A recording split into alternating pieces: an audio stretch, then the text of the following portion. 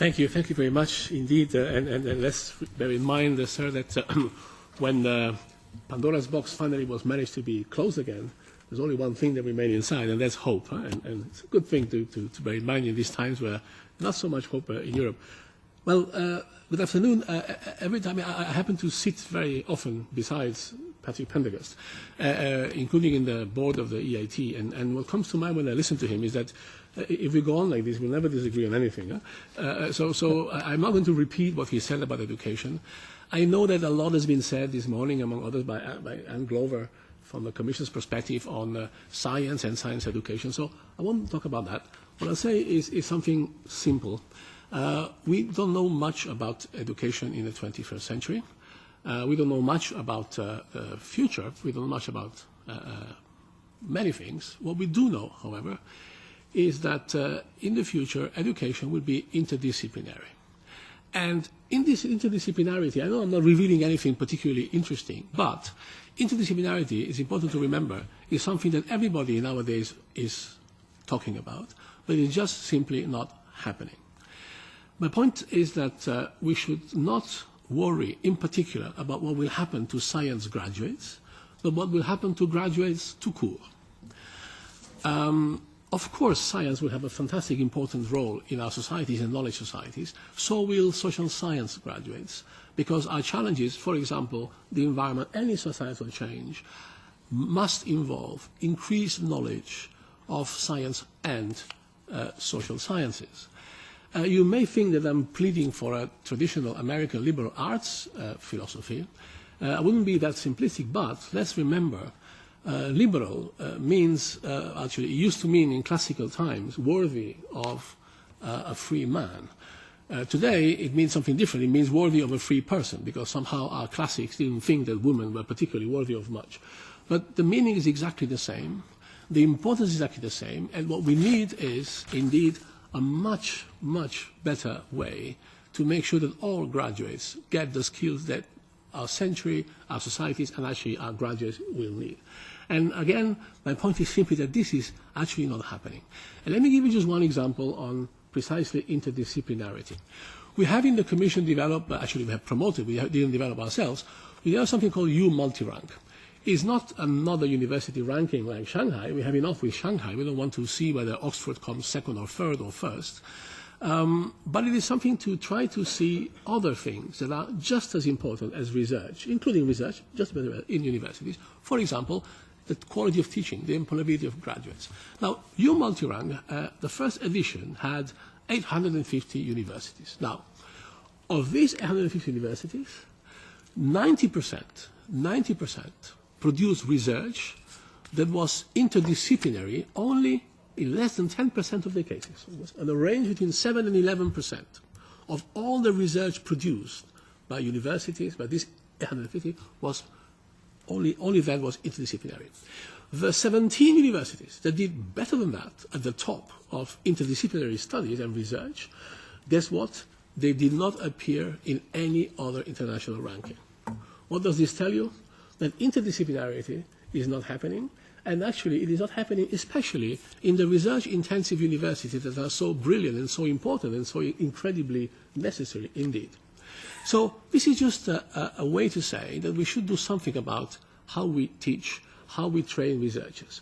And of course, please don't misunderstand me. This is not to say that we should stop, or actually that we should not do a bigger effort to have highly trained researchers in Europe. Of course, that is extremely important. It's just that it's not enough. It's not enough. So we should change the way people learn and people teach. We should change it in many ways. The first thing to know is that we should not change it starting in university. That's far too late. Huh? Patrick was mentioning the value chain. We have many value chains in industry. In university, we have a value chain that starts as a kindergarten. So we have to start early by making sure that teachers get a far different incentive for teaching, and that we make sure that people understand the beauty of learning as opposed to the obligation of accumulating knowledge. This is the sort of things that we should start doing, and the difference, the distance between doing this for science and doing this for humanities is actually zero. This is, I think, an important point to bear in mind. The challenge we have for our future, for our competitiveness, for our competitivity, for our human capital, is about improving education the way people teach and learn. We need to expect more from our bachelor programs. We need to do many things. Let me just say one thing, because I wouldn't like to sound as pessimistic about the possibility of change. It's true that it's very rare that a change as significant as the one we need in education systems would come through regulation or would come through institutional compromise. That's actually, from my point of view, a relief, because what we don't have at European level in the field of education is regulatory capacity. But you can certainly drive change in many other ways. Actually, maybe for the first time, this might be an interesting point for discussion. For the first time since schools exist, that is exactly 253 years ago, since schools exist, for the first time ever, change will be driven by students. Because it is students that are realizing today that the critically important knowledge they need, they're not receiving it from education institutions. So there is indeed a potential for change, a potential that comes essentially from technology. My last point, therefore, is just to say we have seen what technology, globalization, and demography combined are doing to many areas of knowledge, to many industries, to the service industry, to the media industry, to the computer industry.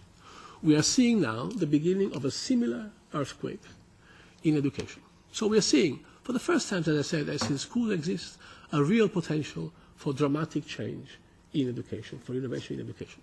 The potential of technology is to do what is the sacred ground of any education policy, which is to mix equity and excellence. This is what technology is promising by allowing to personalize education, by allowing to reach with education cohorts, people at times in their lives that we didn't reach before. Again, Patrick was telling me of how many people need training for startups in the cultural sector, for example, on business, but they don't need an MBA. They need business training. And nobody in the university world, practically nobody, Patrick will change that, practically nobody is providing that for now. This is, I think, the kind of challenge we have. And my last word, if I still allow me, is what can the European Union do about this? Not much if you're talking about how to make that revolution. We don't have the power for that. We can do a lot.